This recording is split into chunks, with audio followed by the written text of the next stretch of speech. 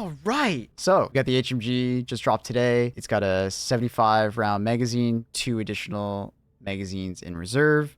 It's got a decent ammo economy. The fact that you can get full reserves back on a normal brick and 1 mag back on the yellow bricks on the ground from POIs. Unfortunately, the scope is a bit misaligned. The bullets will land below the red dot a fair bit. Just shoot a wall a little bit. You'll start to see where the bullets are landing. It's fairly accurate. Just I'd recommend turning down the fire rate. You can turn it down to all the way over to 450 rounds. It starts at 750 at base and 1200 rounds if you absolutely want to mag dump something. But I think the gun performed best with bugs if you're turning down the fire rate and you're doing more of a tap fire when using it. Luckily, the weapon has medium plus pen, which is very good for the overall weapon. It can take about 1 magazine or so to destroy a shrieker nest. You can do this at extreme ranges of like 200 plus range. You can put it at like 1200 RPM, just go prone and just obliterate 1 shrieker nest at a time. If there is in fact 3, you'll need all reserves, but you can in fact do it. That's kind of a nice point to it. Good overall, ad clear, and great versus bottle spewers and any of those spewing types. Just like tap towards the head, aim for the head, not for the butt. That being said, if you are dealing with a charger, you're either going to utilize the charger bug, so when it passes by you and he's turning, shoot at the legs, or you can just shoot at the butt of the charger. It's about 3/4 of a mag to kill a charger's butt, and he'll bleed out. You can do some funky things with the Bile Titan. You can, in fact, blow up the stomach, like most weapons, but you can go below the Bile Titan and just start mag dumping straight up into the Bile Titan, and eventually you'll actually sever the butt and kill it. It took about 2-3 mags to the stomach from no additional damage from anywhere else, it seems. Kind of need to do more testing on that. I'll be doing more testing on my Twitch channel at Maplewood_TV. Come check us out. HMG for bots. 7 rounds to the head of a Hulk, like the Hulk red eye. Very surprising, but nice that it's medium plus pen, which is nice. I would recommend bringing stun grenades for Hulks. It's pretty hard to get those shots to land on a Hulk when he's charging towards you. You know, he's bouncing back and forth as he's running at you.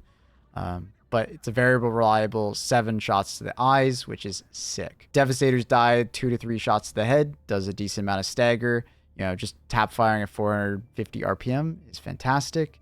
The ammo economy, because of the resupply, means that you have pretty damn good uptime when it comes to ad clear.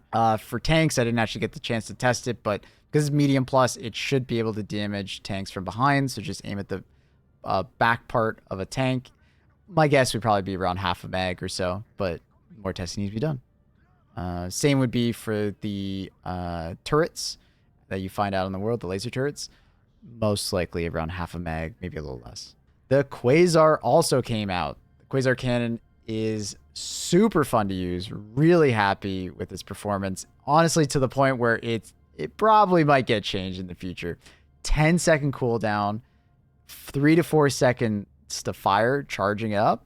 But it's essentially an EAT or recoilless rocket every 10 seconds, which is super powerful.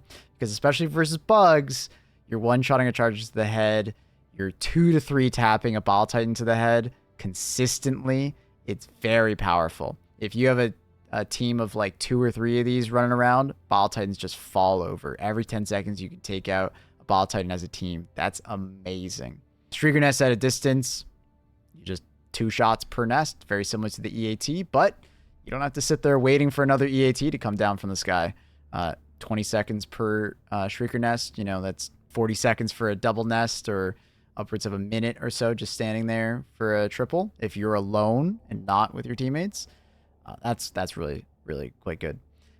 Can close bug nests. Obviously wouldn't really recommend going for those bigger bug nests with it, but if, you know, in a pinch you could deal with it with a stalker nest.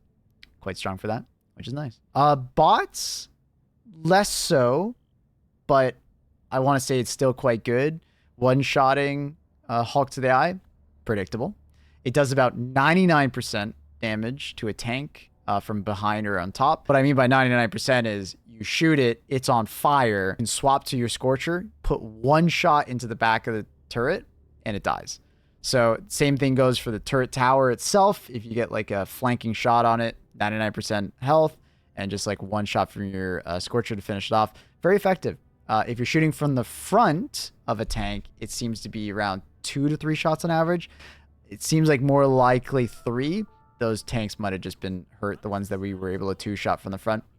So I would say most likely 3 from the front. It's around 30 seconds per tank. A little bit rough, but not too bad if you can get a team that can, like, you know, turn the turret for you, and then you can just basically one-shot it. Very strong versus dropships. Obviously, you won't be able to take out multiple dropships, but you'll be able to take out one of the dropships. A bot drop comes in. Taking out dropships is sometimes worth your time, sometimes not. It seems like a lot of the time, enemies will survive the dropship falling on their head, and then they'll use that dropship as cover. But other times, it'll drop on their head and kill them. I've seen it drop on a tank and kill it. So your results may vary, but good luck. Quasar can also take out fabs if you're aiming just at the very bottom of the fabricator vent.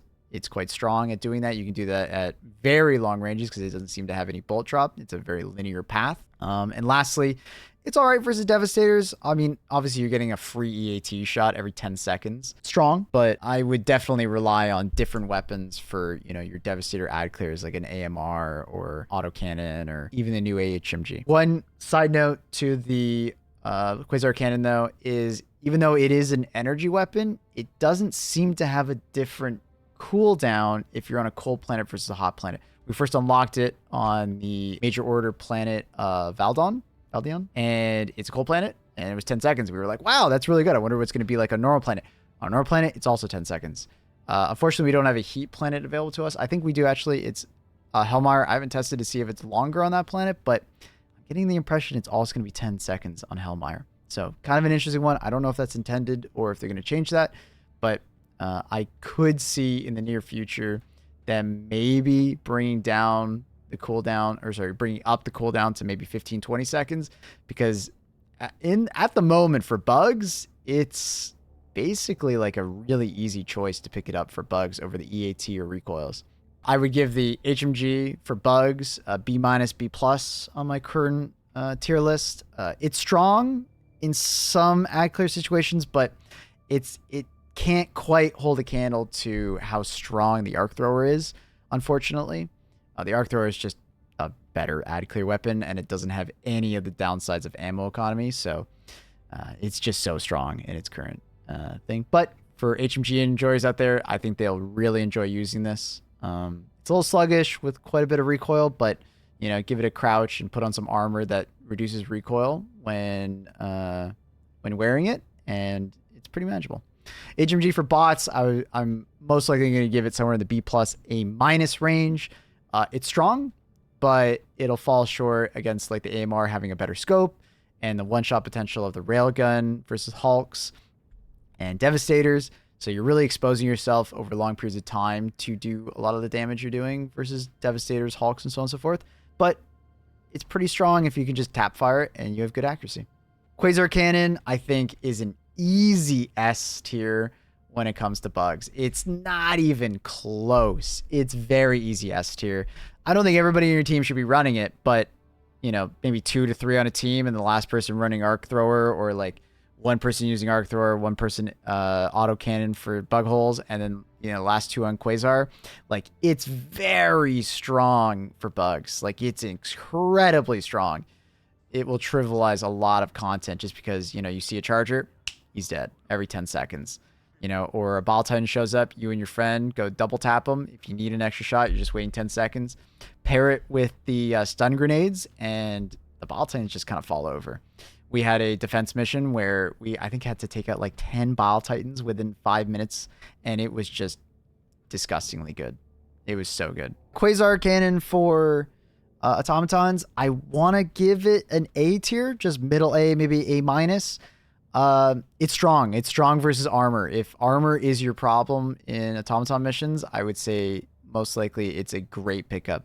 I don't really see teams using more than one, because a lot of the teams are probably going to run into issues with Devastators, and having weapons that are better versus Devastators and Hulks, like a better in between, like an AMR, autocannon, or railgun, will most likely help out the team. But I want to put in an A just because it fills the role of a lot of autocannon or EAT or recoilless players, but you don't need a backpack. So it opens up that backpack slot for that personal shield to just reduce your deaths per mission. And we all know how punishing a death is in automaton missions. If you can't get back to your stuff, you're down your support weapons for somewhere in like the 8 to 9 minute range sometimes, you know, when you have that 50% increase cooldown modifier. So reducing those deaths and having that shield backpack is very